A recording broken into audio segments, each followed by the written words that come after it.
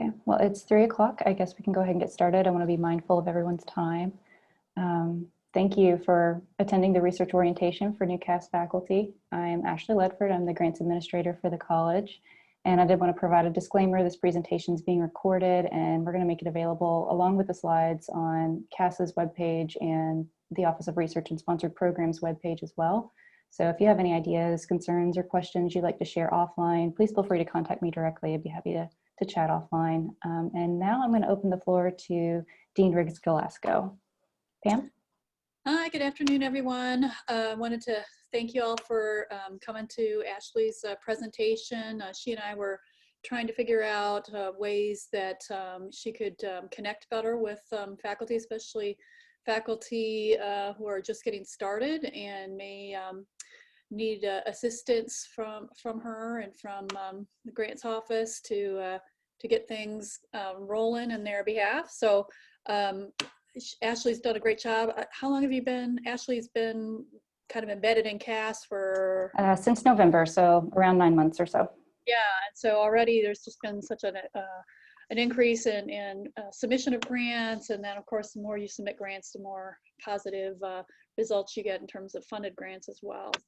So she's been a real asset to CAS. So I hope you'll take advantage of her expertise and you know, just make an appointment with her and try to talk through different options for funding for wherever you are in your career and what seems appropriate, entry-level grants or, you know, a big ticket item grant kind of thing. So all kinds of options out there, and Ashley's job is to kind of keep tabs on what those opportunities are and to help match make faculty with opportunities and to kind of help with the logistics on getting things submitted and things like that, and can help you do that. What I can say is that, you know, when you get grant money, it kind of, once you get grant money, it gets more grant money. So it starts to snowball after a while, and people like to fund folks who have been funded already. It seems a little bit unfair, but that seems to be the experience that I've had anyway. So especially early on in your career, a lot of times there's some special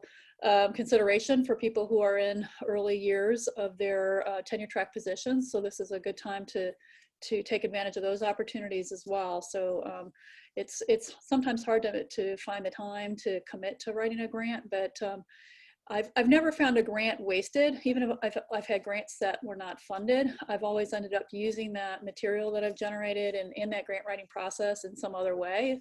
It often leads to new ideas as you're kind of shaping your grant to a funding agency, that even if the grant's not funded, the work ends up getting done anyway. And that can be a really useful way of shaping what your research agenda is as well. So anyway, so I just want you to encourage you to take advantage of Ashley's presence here to get your grant career started. So that's all I've got to say. Thanks. Thank you, Pam, for that really great introduction. And you touched on a lot of points that I'm going to go over here today. So let's see.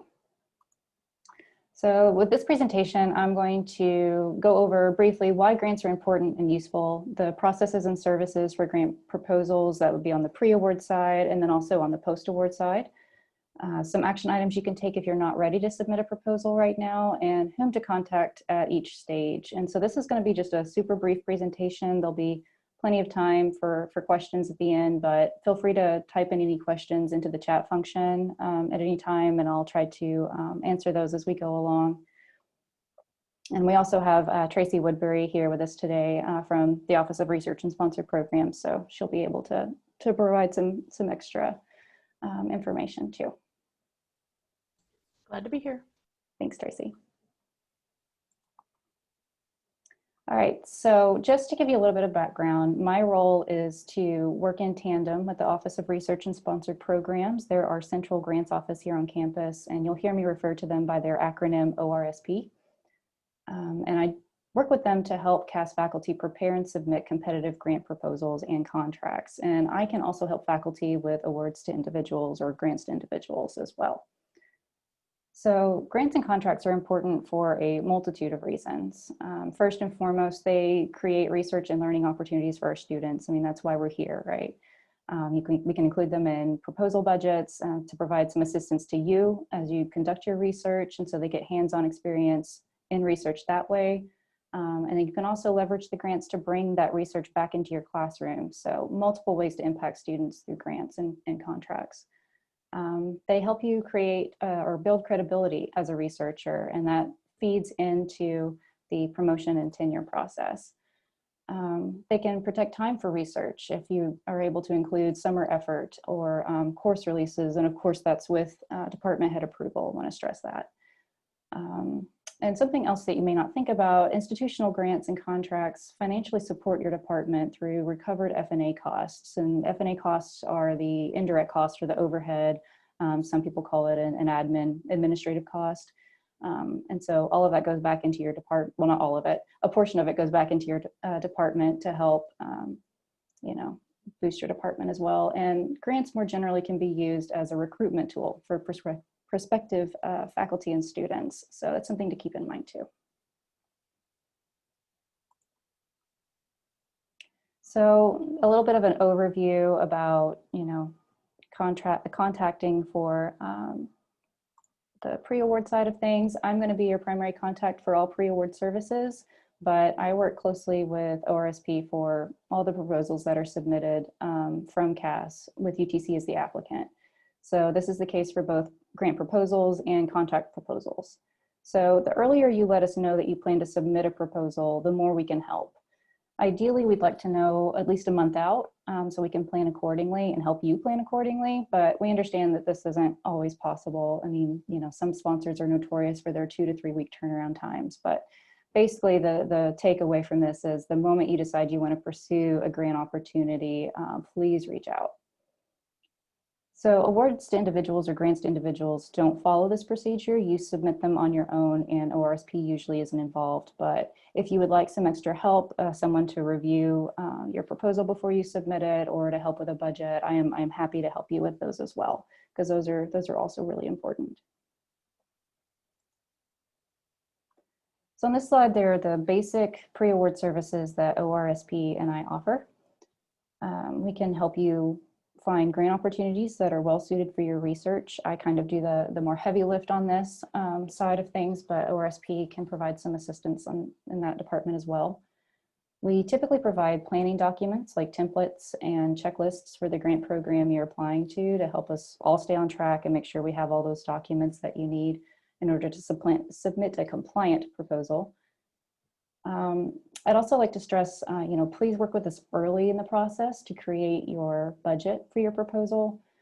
Most grant programs have specific budgetary limitations, so creating a draft early helps us guide the scope of your project activities, making sure that you can actually do everything that you want to do in the amount that's going to be allotted. And many of the other documents that you'll need to submit along with your proposal depend on the total budget amount. So the sooner we can finalize that budget, the sooner we can finalize the other documents, and the further we'll be ahead. And this is also very important if you're working on a collaborative proposal to make sure we have, our side of things ready on the budget so that we can then share with your collaborative institutions their side of the budgets. We can also help you think through all the different components you'll need to make your program or project successful. For example, thoughtful recruitment and dissemination activities. They're going to make your proposal a lot more competitive and increase your chances of success. We can also help you think through creative ways to broaden the impact of your research. So thinking about outreach activities and ways to connect with the resources on and off campus that will help you reach underserved populations, which is really important for most federal agencies and most foundation proposals as well. So ORSP and I will conduct compliance reviews for every proposal that we submit. This means that we're going to make sure that your proposal has everything it needs in order to not be returned without review. That's like the worst thing that can happen with your proposal, is to not even reach the review panel because you didn't follow the guidelines. So we want to make sure that everything is squared away there. But also with enough lead time, I can provide a more comprehensive technical review of your narrative sections and provide line edits and suggestions on ways to rhetorically strengthen the different sections of your proposal. So that's one of the benefits of working ahead, is you can get some more in-depth feedback on your proposal before it's submitted. And then finally, we can help you navigate the systems that we use here on campus. CAS is the system that we use to route proposals for internal approval. And ideally, this is done 5 business days before we submit the proposal to the sponsor. And then Pivot is the primary system we use to identify grant opportunities. And I'm going to talk about both in a little bit more detail later on. So with all of these services, I want to caution that the extent to which we can offer these services, really depends on when you let us know that you're working on a proposal and how soon you can share drafts of the proposal documents. If you're coming to us with a proposal the week it's due, we're going to be very limited in the services that we can offer. So, keep that in mind as you're working on these, and let's try to avoid situations where you come to us for the first time on the day that the proposal is due, that it's not result in a fun time for anyone, believe me.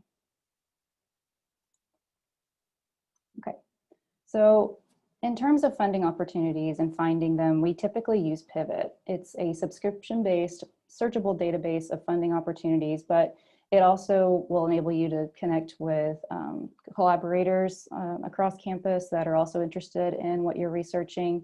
And you can also look up calls for papers from journals and conferences that are in your field. So it's a really useful tool. You can save searches specific to your research needs, and Pivot will send you a weekly update with new opportunities that match your search criteria. And you can control the frequency that you get those emails. So I promise they're not gonna, inundate your inbox. I know the last thing we need is a bunch of new emails every day. So as a faculty member, you already have access to the system, but you'll need to create an account using your UTC email. And these resources and help guides on how to do this are available at this link here, and that is at ORSP's webpage. But I would also be more than happy to walk you through it as well. It's a pretty user-friendly system. I will say though, that Pivot just changed their layout yesterday. So the pictures and the guides are going to be a little bit outdated. ORSP is working to get those updated, but the overall process should still be more or less the same. And as part of my role, I often help faculty find opportunities through Pivot and other resources. So I can help you look for things, because I know you guys are so busy teaching classes and conducting your research that sometimes it's hard to work in time to just surf through the web. So I can help you identify those through Pivot. I can identify opportunities that are forthcoming over the next year and help you kind of plan ahead in order to put together really competitive and strong proposals by the time we get there. So the more I know about you and your research, the better I'm able to do that. So if this is something you'd like to take advantage of, please feel free to reach out and schedule an individual consultation. I really enjoy chatting with you about what you're researching. It's a way for me to live vicariously through you, but also learn so many new things. It's one of the best things about my job, actually. So I definitely encourage you to reach out. So in addition to Pivot, you can also sign up for listservs at grants.gov, which gives opportunities for all federal agencies. And then most individual agencies also have their own listservs that you can sign up for as well. If you're only interested in NSF, you can do that. In addition, there's a site called Philanthropy News Digest. It's another free resource that you can use. It breaks down funding opportunities by subject, and mostly it pulls from foundations and corporations, so it acts as a really nice complement to grants.gov. And that link is embedded here in these slides that will be available to you. UTC also hosts internal grant competitions. You can find a list of them on ORSP's webpage, which is also embedded here. For external grant competitions that have a limited submission requirement, meaning we can only submit, UTC can only submit 1 or 2 proposals, we'll often hold an internal competition to determine those that can move forward with submission to the funder. So we just had one for the NEH Summer Stipends Program. We currently have an open call for the NSF MRI program. So those LOIs are due at the end of the month. So we hold annual competitions for these, but there are others. So if you're working on a proposal that only allows one submission per organization, please let us know as soon as possible that you're interested in that, so we can determine if we need to hold an internal competition or if it's okay for you to move forward. Because the last thing you want is to get, you know, to the end of your proposal, have it completed, and, you know, come to us and be like, oh, well, sorry, we've already got someone lined up to submit for that. So that's not a good situation to be in, for sure. Ashley, can I chime in for just a second? Absolutely. We actually expect to be announcing a internal limited submission competition for the ORAU POW Awards. Perfect. And these are awards for early career faculty who do work that is in alignment with the Oak Ridge National Lab. So I know we've had some folks from mathematics apply before. And since I don't know who all's on the call, that might be something for y'all to keep an eye out on. Excellent. Thank you, Pam. Okay. So this slide provides a little bit more detail on the services, the pre-award services that I was talking to you about earlier. But I would like to hone in on a couple of additional services. So the first one is obtaining sample funded proposals. If you identify a federal program that you'd like to apply to several months in advance, ORSP can contact the principal investigators of projects that have been funded under that program and request a copy of their funded proposal directly from them. Not all PIs will share, but at least having, you know, one sample can help you as you put together your proposal. So that is something you can take advantage of as well.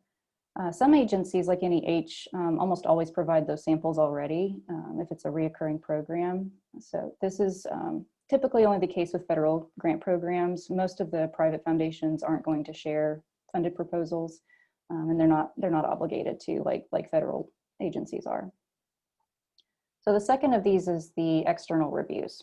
If you're working on a federal proposal and can finish a strong draft at least 4 weeks prior to the deadline, ORSP can secure external reviewers to critique your proposal prior to submission.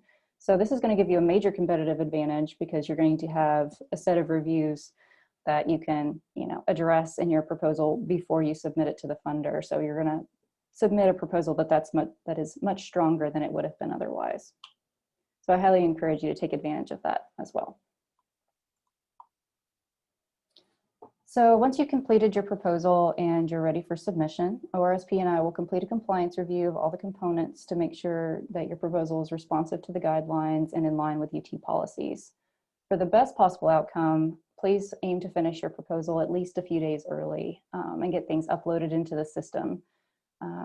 That ensures that we're not trying to, you know, frantically upload documents the day a proposal is due. And sometimes these systems will kick things out. They'll be slow or lag. So it's always good to get these in early where we can. And, you know, we're happy to look at drafts well in advance of the deadline. So don't feel like you have to only give us the polished documents. You know, I'm happy to look at messy drafts.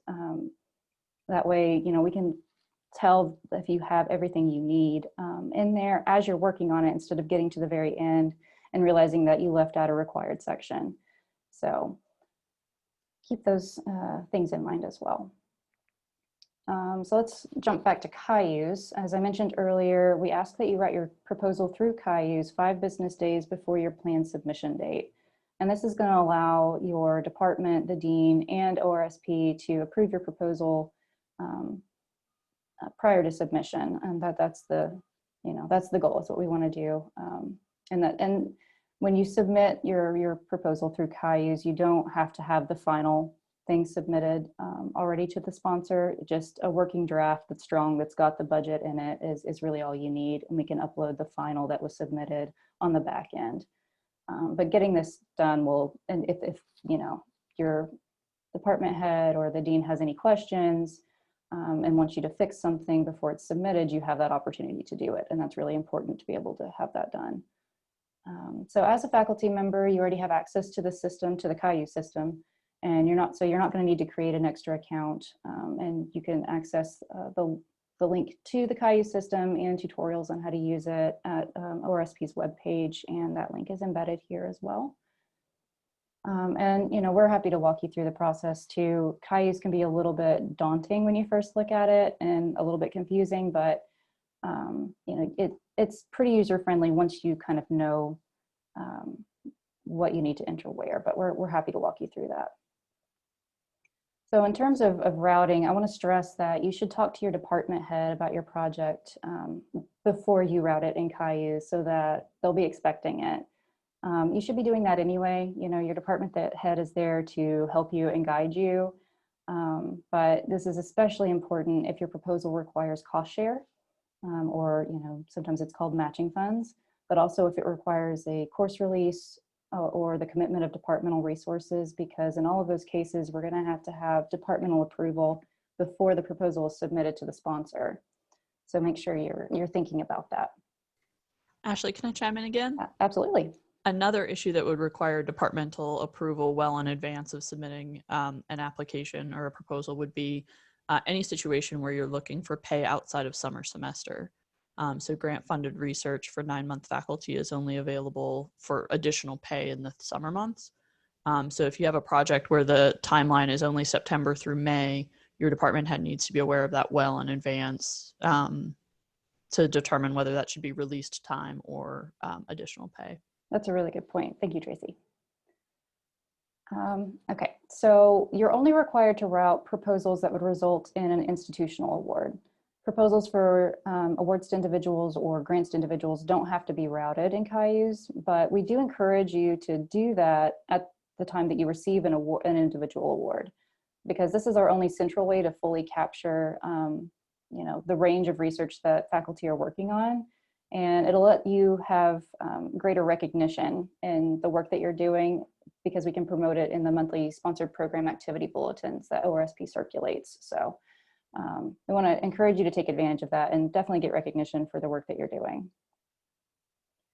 So for the submission to the funder, we recommend that you submit at least 1 business day prior to the deadline, kind of going back to what I was talking about before with, sometimes the systems lag and sometimes they kick out the things you're trying to upload.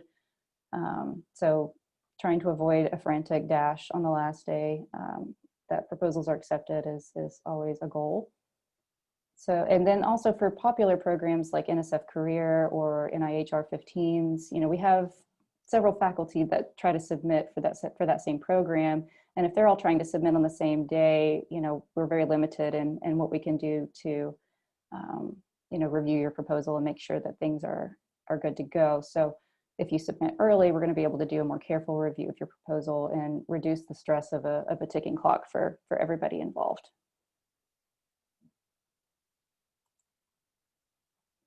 And then, if you're not ready to write a proposal, that's okay. There's a lot of things that you can do to get valuable experience and boost your confidence prior to sitting down to write that daunting thing. In a normal year, not a 2020 year, but a normal year, ETC hosts workshops and seminars, ORSP leads them. I'm going to start leading them as we're able to do that. And then many federal funders also host conferences and workshops. So I know NIH and NSF are both hosting theirs virtually this year. NIH is doing theirs at the end of October. It is free to attend. I think more details are still being formulated, but I've been on the lookout for that. NSF, I believe, is doing theirs in November, but I think they're still working that out. So be mindful of opportunities like that. And then your department may also have funds set aside for you to take trips to meet one-on-one with program officers. And the more you can get in front of them and have them know you and your research, the better the outcomes are in terms of getting your proposals accepted. You can also get involved with projects that are ongoing on campus by experienced and led by experienced PIs, getting involved in their projects to kind of get your feet wet in the process. And I can help connect you with other people who are doing research that is similar to yours. Pivot, as I said, also will help you connect with other collaborators. And then you can also leverage Pivot to become familiar with reoccurring grant programs and kind of thinking ahead. And so that gives you, if you can work on a grant over a year, it's much less daunting than trying to put one together over the course of a month or 6 weeks. And then some federal agencies or funding agencies like NSF recruit proposal reviewers or panel reviewers. And this is a really great way to get firsthand experience in what review panels look for in proposals when they're evaluating them. And so if you have that experience, you've got an extra edge when you go to write your proposal because you know exactly what they're looking for. And then as we kind of talked about, most internal grant opportunities are specifically geared towards newer faculty. And this is a great way to get preliminary data or prove concepts to make external grant proposals more competitive. And they're smaller and require less time and intensity to write. And then of course, work on your publications. Being able to show an established publication record will increase your competitiveness for external funding. So these are all things that you can be working on now if you're not ready to write a grant proposal. But let's say that you have, and you've submitted your proposal and routed it through CAS 5 business days before you submitted it. So what happens next? Well, initially you're going to wait. Unfortunately, that's the hardest part, right? Notification for federal awards can take 6 months or more. 9 months is not unusual, unfortunately. Foundations tend to be a little faster, between 1 and 4 months, but that's not always the case. So I encourage you to look at the program solicitation for award dates. Several of them, the foundations will do that, and most federal are pretty good about that. If you get the notification and you are funded, the first thing you should do is immediately review your proposal. That's the plan that was funded, and the sponsor is going to expect you to stick with that plan as much as possible. But UTC can negotiate changes to account for unforeseen circumstances that have happened since the time of submission. So for example, if you need to replace a co-PI who's left the university, or if the sponsors come back and ask you to adjust the budget, we can help you do that. And this is done with collaboration or really led by ORSP's post-award specialist, Tracy, who's on the call today, and for the grants, and then Assistant Director Angie Johnson, who specializes in contracts. So if your project is declined though, the best thing you can do is request reviewer comments, especially if it's a federal proposal. You want to carefully analyze those comments and think about what they tell you about the proposal, about the review process itself, and then consider revising and submitting. You can schedule a conversation with the program officer to discuss ways to address the reviewer's comments. Sometimes they can provide some really helpful guidance, or maybe even suggest a different program for you to pursue. And it's important to understand that most private foundations are not going to have the same capacity to provide those kind of reviewer comments as federal agencies, so keep that in mind. And then, most importantly, if you're declined, keep trying. Don't be discouraged. Don't take it personally. The first proposal submission to any program is always the hardest. But, once you do that and you've got those reviewers' comments, it makes it so much easier to, be successful with a second time submitting. And you can take those comments and apply it not just to that same program, but then also to other programs that you want to apply to. So thinking about reading those reviewer comments more broadly and what they say about, that review process in general will be really helpful.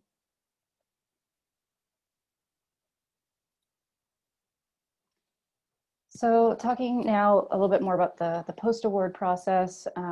If your proposal is funded and it is an institutional award, meaning that ORSP submitted it for you, the first notification typically comes to ORSP, or sometimes jointly to the PI and ORSP. So if you happen to receive a notification of an award and ORSP is not copied on it, and this happens a lot with contracts, please notify me, Tracy, or Angie in ORSP as soon as possible, because we need to make sure that that gets routed the way that it needs to.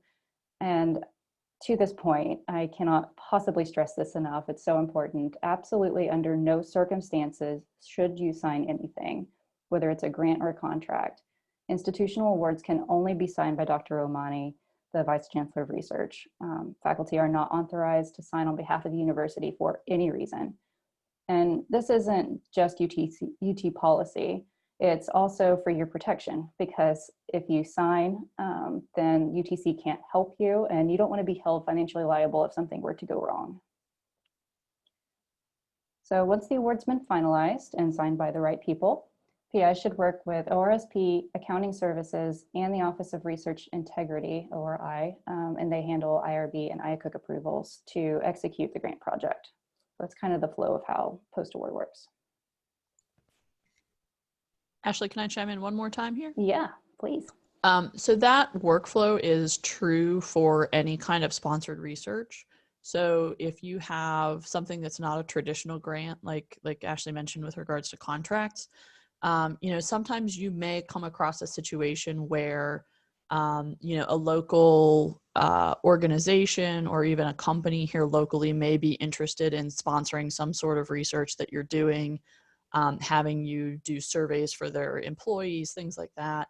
Those would be externally funded contracts that would route through sponsored programs as well. So keep that in mind too. It's not just things that we would traditionally consider a grant. Absolutely. And if you have any doubts, just ask. We would rather, tell you, no, it's totally fine than you to assume, for sure. So beyond award intake and contract negotiations, ORSP provides award orientation and reporting reminders. But keep in mind that the implementation of the grant and the reporting that goes along with it and tracking your expenditures is ultimately the responsibility of you as the PI. At the time of the award, ORSP will make a request for an R account from Accounting Services to kind of help you with that, to house your grant expenditure or your grant funds so you can track the expenditures there. And so, your departmental admin may be able to provide some assistance to you in helping you track those expenditures, and Accounting Services will be able to help you figure out how to report on that as well. So this is just to kind of wrap up what we've been talking about in terms of who to contact for what purpose. As I mentioned, I'm going to be your, primary contact for pre-award. So all the way from finding grant opportunities to, rounding out or completing a proposal up to submission. ORSP is pretty much focused on proposal submission, award processing and contract negotiations, that sort of thing. But they will help you with proposal development issues and as they have time with grant opportunity research. But I do the heavier lifting on that. And then Accounting Services is going to be your go-to for grant funds expenditures. If you have questions about that, how that looks, how that's reported, they'll be your main go-to for that. And then I wanted to provide you with the contact information for the ORSP. So if you're looking for pre-award assistance and I'm not available, Todd Doman and Sam Stanley are going to be your go-tos. Tracy here is going to be for all post-award, and Angie Johnson, as I mentioned, is there for contracts. And I did want to remind you that ORSP is operating remotely for the rest of fall 2020, so the best way to reach them right now is through email. And then I did also want to mention, if your research focuses on or incorporates computing or big data research, you may want to seek affiliation with the UTC SimCenter. And so Bailey Kirby, the grant administrator for the SimCenter, will be your contact for that. She's a really great resource for anyone whose research touches this area. She's really knowledgeable and super great to work with. So I highly recommend you reach out to her if this fits your needs. So that is kind of a brief whirlwind overview of the grants process and resources available here. So at this time, I am happy to answer your questions, and I'm going to stop sharing and share my video so you can see my face. There we go. Does anybody have any questions this time?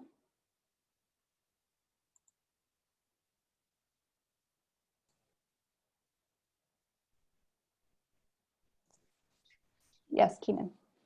Hi, Ashley. Thanks for that overview. You mentioned, meeting program officers is a good way to kind of suss out whether your project is going to work. and I know we can't do travel now, but in the future, does the university provide any travel to like go to NSF or to the CUR dialogues? I think funds used to be available. Tracy, do you know if that is still available? There is not an existing pool of money only for those resources. However, in situations where that is a pressing need, typically working with Dr. Amani in the BCR office, there's usually a way we can find something that we can work out. But those funds, there's not a pool of funds for travel for research currently. Okay, thanks. And I would actually, just to put that note out there as well, when we talked about matching funds earlier, we do not have a source for matching contributions at UTC. So we do not typically encourage matching contributions that can't be met other than through staff time.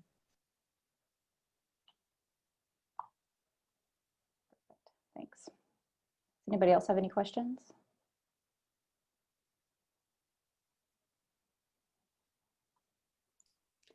I just wanted to say, there's never like a great time to write a grant. So you just have to dive in and do it. And it's intimidating, I think, the first time you do it. But, worst thing is that they say no. And they're never going to say yes unless you don't ask. And so, just go ahead and give it a try. And I think you'll find it's a useful process to organize your thoughts and get your research agenda together. And there's certainly lots of folks who have been really successful on campus getting funding. And I'm sure, especially if you get an early enough start, there's lots of folks who you can run your proposal by, to get some honest feedback. And like Ashley said, I think there's ways to get, reviewers, formal reviewers, if it's an award that's prepared in time. But anyway, if you're going to wait till you feel ready to do it, you'll never feel ready to do it. Like, you just have to dive in and go for it. There's a saying that getting rejected from your first grant proposal is actually the first step of success to getting funded. Exactly. Exactly. Yeah. For sure.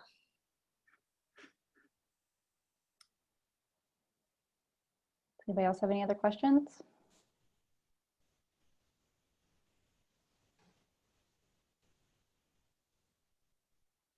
There's a lot to take in, I know. Yeah, and I would just kind of reemphasize too about, summer salary, that's something that you should write in. If you're writing a larger grant, to write that in. And Yes. It's a way to supplement, the work that you're doing over the summer months. And also to speak to your department heads about the possibility of writing in a course release for you. And those are kinds of things that, they'll probably run it up to me to double check that that's okay. But that's something I'm very supportive of. It takes a lot of work to follow through to do the work that's on a grant. After you get a grant, there's about 30 seconds of euphoria, and then it hits you very quickly after that. Oh no, now I got to do all that stuff that I said I was going to do. So it doesn't take long for that to hit you. But so it is a lot of work to carry out, the program that you've outlined in a grant. And so, of course, releases are appropriate, and you shouldn't be afraid to ask for those, and to think about that in your budgeting. Megan, did you have a question? Yeah, I was going to ask, so the system, I have not had time to just kind of like go through the system that you just were talking about. The research that I do, a lot of community engaged research. Great. And I was just wondering if there are good ways to search for funders who are particularly interested in that kind of work through this system, or if that's something that folks in CAS have been working on recently. I guess, yeah. Yeah, so it's you can search through that through Pivot if that's the Okay. system you're talking about. You can use community engagement or variations on that as a keyword to help you in your searches.